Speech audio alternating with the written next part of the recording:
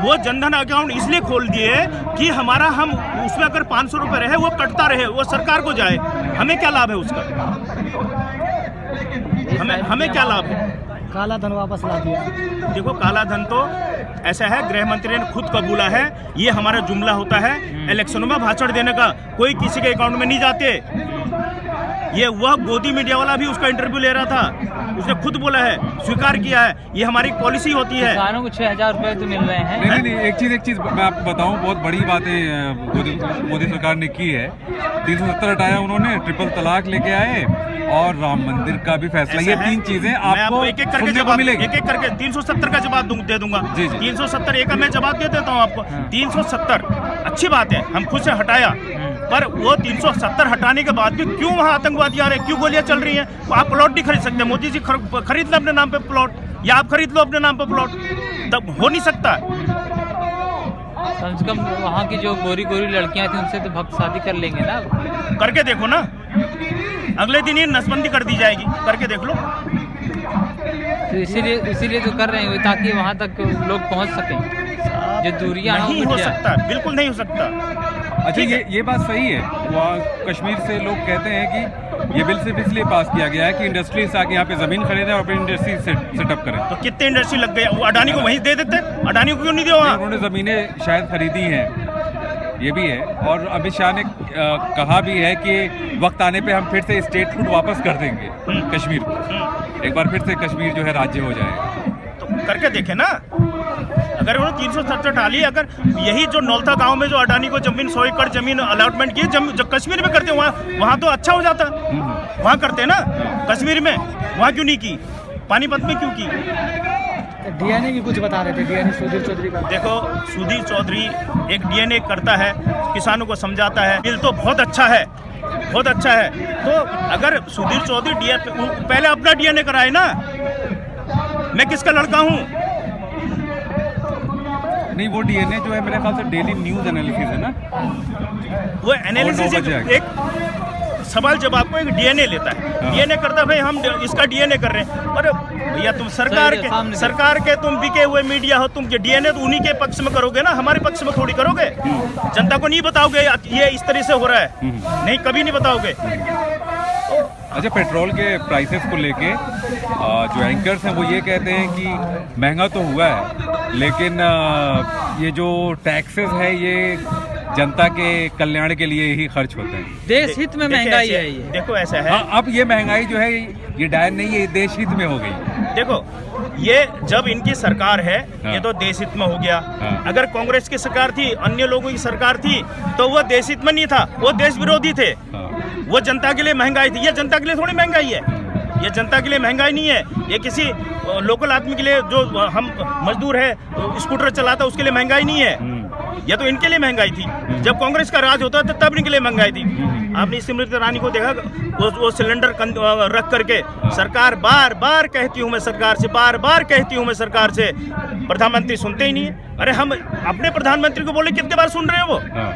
वैसे कल जो है बीजेपी के कोई पर्यावरण मंत्री हैं बिहार के, उन्होंने कहा था कि पेट्रोल डीजल के दाम बढ़ने से कोई बात नहीं है, खास आदमी गाड़ियों से चलते हैं, आम जनता बस से चलती है। तो मैं उन मंत्री से कहना चाहूँगा, आप अपनी गाड़ी बेच दीजिए। वो तो खास है। हाँ, नहीं वो तो कह रहे हैं खास लोग गाड़ी से चलते हैं, उन्हें तकलीफ नहीं है ना, वो तो कह रहे नहीं, जब जनता के बीच जाते हैं तब आम हो जाते हैं, जब जीत करके जब खास हो जाते हैं, तो वो अपनी गाड़ी बेच के बस में चले, साइकिल में चले। 30 रुपये लीटर पेट्रोल देने वाले बाबा रामदेव वो कह रहे हैं कि साइकिल, जो ऑफिस जाते हैं वो साइकिल से जाना चाहिए, सेहत अच्छी है। मैं एक चीज बताऊं, पहले तो उस काणे बाबा की, देखो उस काणे बाबा की Z+ सिक्योरिटी हटाएं, क्यों दी हुई है? वो खर्चा कौन झेल रहा है? सरकार झेल रही है, बाबा पे कर रहा है सरकार को, ये देखना चाहिए। एक योगी को, तुम योगी हो, तुम्हें Z+ सिक्योरिटी की क्या जरूरत है भाई? तो अपने आप को योगी कहते हो, बाबा कहते हो। बाबा कौन होते हैं? जो निर्धन होते हैं, जिनको धन नहीं चाहिए। अरे तुम तो अरबपति हो, हैं? तुम्हें काहे के लिए, तुम्हें काहे? वो लाला रामदेव है, रामदेव नहीं है, वो भी रामदेव है, लाला रामदेव भी। जो बाबा का समान है, विदेशों 3-4 कंट्रियों से उसका करार टूट गया है, सारी मिलावट आई है। मैं उसी बाबा से पूछता हूँ, कितनी मधुमक्खियां पाली है तुमने? इतना प्योर घी बताते हो अपना घी, कितनी गायें पाली हैं, कितनी गाय पाली हैं? हाँ, ये सवाल है, क्योंकि जब हम गाय के दूध का घी उसकी बात करते हैं, तब किसानों से बात करते हैं, किसान कहते हैं कम से कम 30 से 32 लीटर दूध लगता है 1 किलो घी निकालने में, और ये 500 550 में 1 किलो घी प्योर घी कह के बेचते हैं। हाँ, तो देखो भैया, तो इसका मतलब भारत में मिलावटी सामान ही वो दे रहे हैं। मैं आपको बताऊं, एक बार इसकी टेस्ट हो जाए, जो हमारी संस्था है FCI है, ये इसका टेस्ट, इसका हर सामान का टेस्ट करा दे, अगर मिक्स ना मिले आप तब बोलना।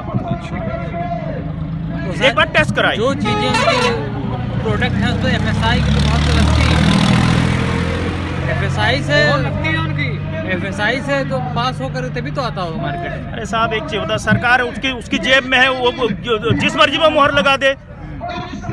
जांच तो हो, से कोई भी प्रोडक्ट पास नहीं हुआ, आर्मी कैंटीन से जांच तो हो, फेल होने की वजह से जांच तो हो उसकी। मुहर तो उनकी सरकार है, मुहर तो किसी में लगा दे, सरकार उनकी है, जब मर्जी मोहर लग जब मर्जी मुहर लगा दे। 3 महीने का वक्त हो चुका है, किसान सड़कों पर बैठा हुआ है, लेकिन सरकार आपकी बात में मानी नहीं। जो 3 कृषि कानून जो बिल है, कानून है, इसको वापस लेने की जो बात है, आखिर सरकार मान क्यों नहीं रही? किस हट धर्मी में? देखिए, ऐसा है, सरकार ये सीधा फंडा है, कोई लंबी चौड़ी सोचने की बात है ही नहीं। अडानी से करार हुआ है कि भाई हम तुम्हें इलेक्शनों में सब चीज़ मुहैया कराएंगे, हेलीकॉप्टर देंगे, पैसा देंगे, धन देंगे। एक रैली में 400 करोड़ रुपए खर्च होता है, वो किसने दिया है, किस फंड से आया है? वो सब उन्होंने ही तो दिया है। वो तो ये तो बिल जो है गले की हड्डी फांस बन गई। अगर निकलते हैं तो मोदी साहब जाते हैं, नहीं निकलते हैं तो हमारा इतना जमावड़ा है।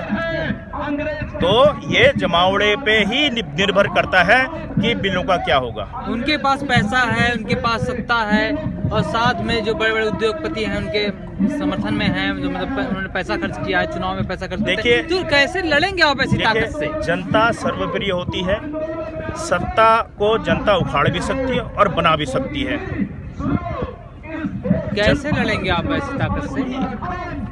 हम देखो, कोई भी किसी से लड़ाई नहीं करता है। गांधी जी ने आंदोलन किया, अकेले आंदोलन किया करते थे, अनशन करते थे। पर यहाँ जनता देखो, ये किसान देखो, किसान सबको रोटी खिलाता है। वही रोटी मोदी जी भी खा रहे हैं, वही रोटी मंत्री जी भी खा रहे हैं, वही रोटी हम भी खा रहे हैं। किसान उगा रहे तभी तो खा रहे हैं।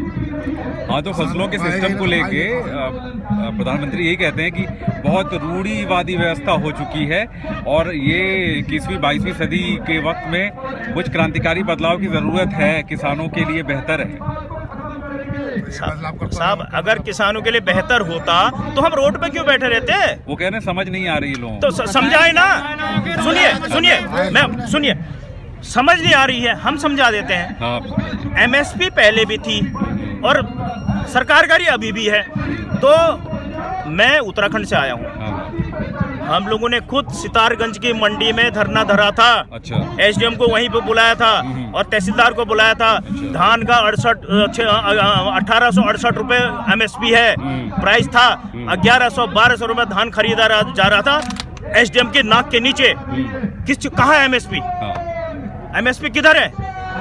कहने से नहीं हो जाता है, उसकी गारंटी देखो। आज एक MSP की गारंटी दो, तभी MSP लागू होगी। आपको ये लगता है कि अगर MSP का कानून बना दे अभी सरकार, तो ये आंदोलन कमजोर पड़ जाएगा? देखिए साहब, MSP का कानून बना दे, MSP रहेगी। MSP से नीचे कोई खरीद नहीं करेगा। ठीक है। और सरकारी जितने भी किसानों का अनाज है वो सरकारी मंडी में जाए, प्राइवेट मंडी में ना जाए। प्राइवेट मंडी औने पौने पे खरीदेंगे ना, वो क्यों MSP देंगे? हाँ, वो तो अपना फायदा देखें। जो वो कह रहे हैं कि बिहार का किसान बम्बई में जाके बेचे। अरे एक चीज बताए, बिहार का किसान अगर 10 क्विंटल अगर माल बम्बई में बेचना चाहता, क्या सरकार उसको किराया मुहैया कराएगी? सही है, ये सवाल वाजिब है आपका, बिल्कुल। सरकार उसका 10 क्विंटल अनाज का बम्बई में बेचने ले जाएगा, वहां पर तो वहां भी पता नहीं कितने में बिके, पीछे हाथ पहुंच के आएगा वो भी घर, कैसे बिकेगा? तो ये बिल्कुल गलत है। इनको ये लागू करना ही पड़ेगा, MSP लागू करनी पड़ेगी।